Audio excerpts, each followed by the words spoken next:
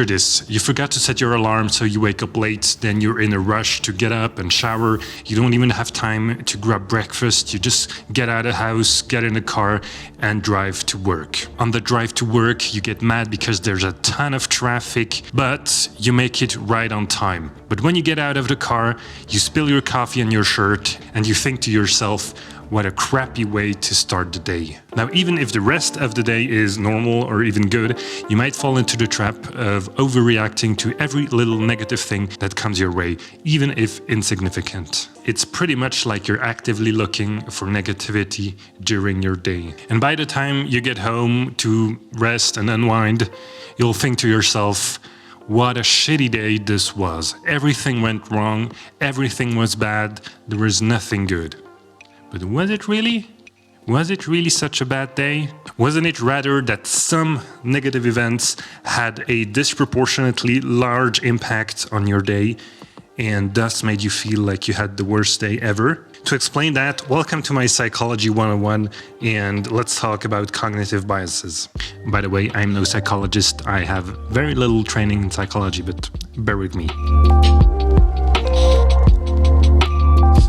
This is a classic example of how our perception can shape reality. We as humans tend to focus on the negative, on negative events, the negative things that happen to us, and so on. If two events happen, one positive, one negative, we'll perceive the negative event as more important, even if they're equal. This is called the negativity bias. It's defined as a cognitive bias that even when positive or neutral things of equal intensity occur, things of a more negative nature have a greater effect on one's psychological state and processes than neutral or positive things. Because of this, our brain emphasizes negative events. And this is completely normal. Everybody does it. It's just the way we are made. It's just the way our brain functions. Now, going back to my example about the crappy day, even if there were actually positive things that happened that day, we will focus on the negative. And this is exactly where negativity bias kicks in. If you look at the whole day, there will be maybe 5 negative events, maybe there were 5 or more positive events, but at the end of the day, the negative events will have more weight, they will outweigh the positive ones, and you'll feel like you had a bad day. Okay, this was lesson 1, let's move to lesson 2. Lesson 2 is about confirmation bias. It's another very popular bias, cognitive bias, and you'll see how it impacts our day. This bias is defined as the tendency to search for, interpret, favor, and recall information in a way that confirms or supports one's prior beliefs or values. It makes us perceive the events and happenings that confirm what we thought as more important, even if they weren't. A very prominent example of confirmation bias is social media. In social media, once you start following people and you like stuff, you comment, you share, the algorithm starts to know what you like and it will show you more of that.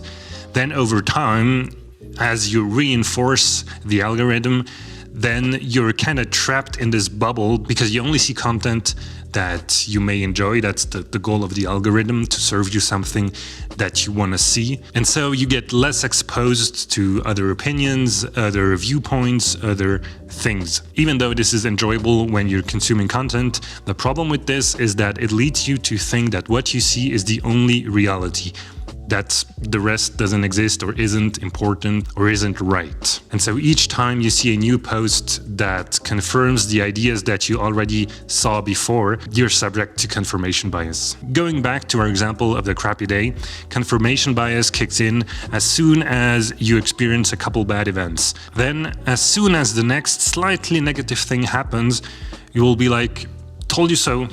Told you so, I knew it would happen, it's a bad day, it's a crappy day, I hate it. And so every other negative event that happens will confirm our thoughts that this is a crappy day and only negative stuff happened, and we will ignore or give less importance to positive events and overreact to negative events. Last but not least, lesson 3 will talk about locus of control. When we attribute the quality of our day to external events, we're subject to an external locus of control.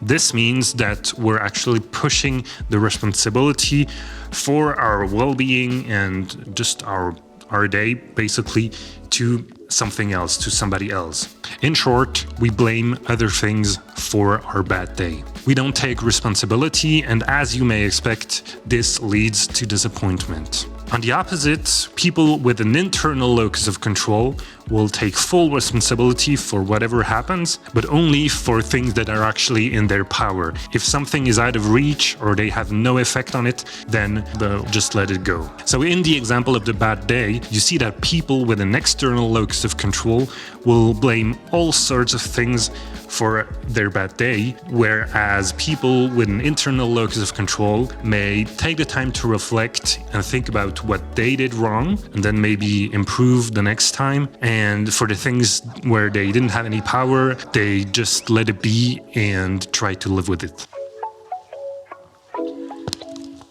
Now, obviously, this is very hard to put in practice because you're probably not going around your day thinking, am I being subject to confirmation bias right now?